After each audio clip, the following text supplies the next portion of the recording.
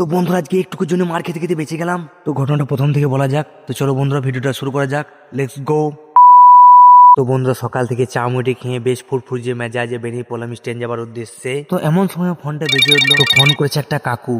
তো কাকু বললো, আরে পাশে গ্রাম আসানসোলে যাবি? তো আমি বললাম চলো যাবো। তো কাকু নিয়ে বেরিয়ে পড়লাম আসানসোলে যাওয়ার উদ্দেশ্যে। তো যেতে যেতে দেখা হলো আমাদের গ্রাম অঞ্চলের ভাইরাল গাড়ি, সেই গরুর গাড়ি। আর এই গাড়িতে মনে হয় এই ধানগুলো লোড হবে। তারপর বন্ধুরা সেই সোনালী ধান দেখে পৌঁছে গেলাম আসানসোলি গ্রামে।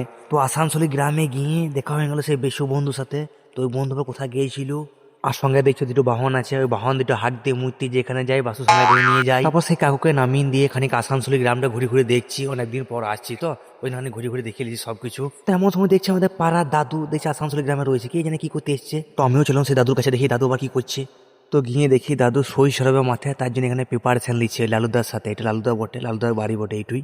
তো ঠিক আছে তোমরা সই সরাবে, যা ছড়াবে। তাই বললাম লালুদা একটু এক গ্লাস জল দাও। তো দাদু বলছে ঢুকতে দেবো না। তো আমি বলছি এই বয়স তোমাকে মারামারি করার শখ যাচ্ছে, ধরি এখানে পাট্টা আসি দেবো, জল দেবে না।